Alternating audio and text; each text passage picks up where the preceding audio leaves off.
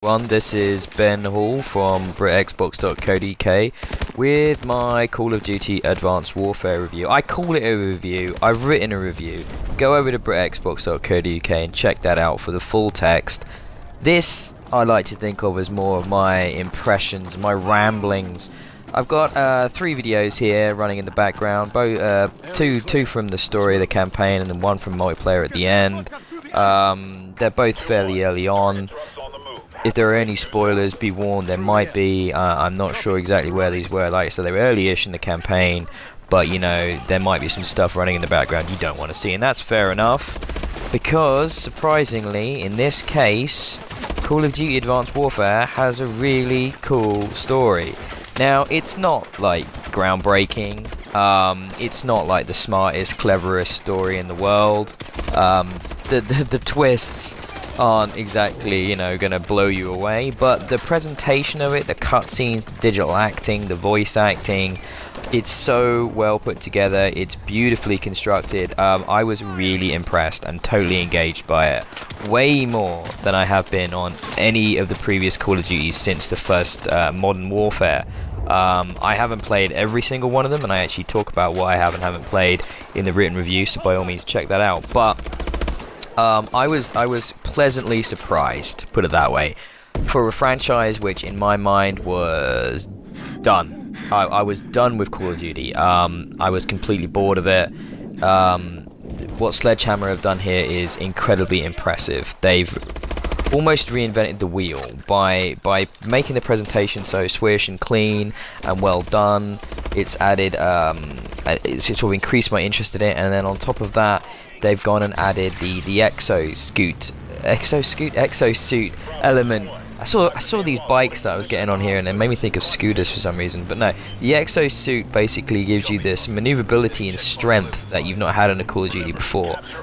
You basically have the ability to do side dash, you have the ability to sort of double jump, and it just makes you a lot quicker, nimbler, and far more agile on the battlefield, which means in multiplayer you know, you don't have so much in the way of camping. I did see people trying to camp, but they were often getting killed. I mean, you know, if somebody's got a good vantage point now, you can close that distance rapidly and take them out. I thought, I just actually remembered in my first multiplayer game, which there is some video of at the end of this. I'm not sure if it's shown in the video, but basically there's a guy doing some sniping on the top of this building, and he's killed me once, and I knew where he was, and I ran at him, I double jumped, landed in front of him, and just meleeed him in the face. And it was a very satisfying thing to do, because the advantage of, like, the maps have been designed with this in mind, of course, with the maneuverability, but at the same time, in the older Call of Duty games, one thing you remember is that if you know the maps really well, you know, and you've got the right weapon loadout for what you're doing, you can dominate an area and basically close down your enemy.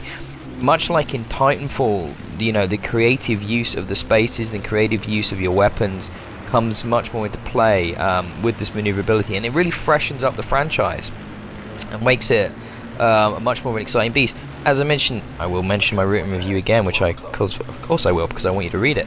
But you know, I mentioned in the review that it's a shame kind of Titanfall first, because if Titanfall hadn't got out there and got ahead of this, this would have felt really fresh and original.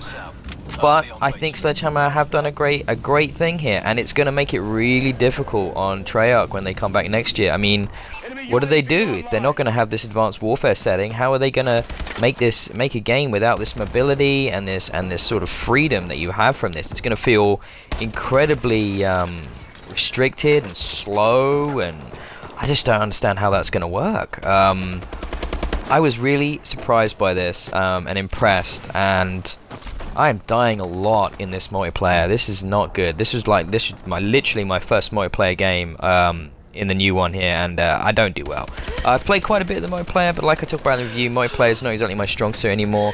I've aged out, my reflexes aren't what they used to be, and I'm certainly out of practice. But you know, I can see myself getting back into it with this. But I'm a single player guy first and foremost, and that's what I loved about this Call of Duty. I absolutely adored the sort of the roller coaster ride that it sent you on, and it's worth it. It's worth picking it up for this. It was one of my biggest surprises of the generation so far, and definitely my biggest surprise in the silly season.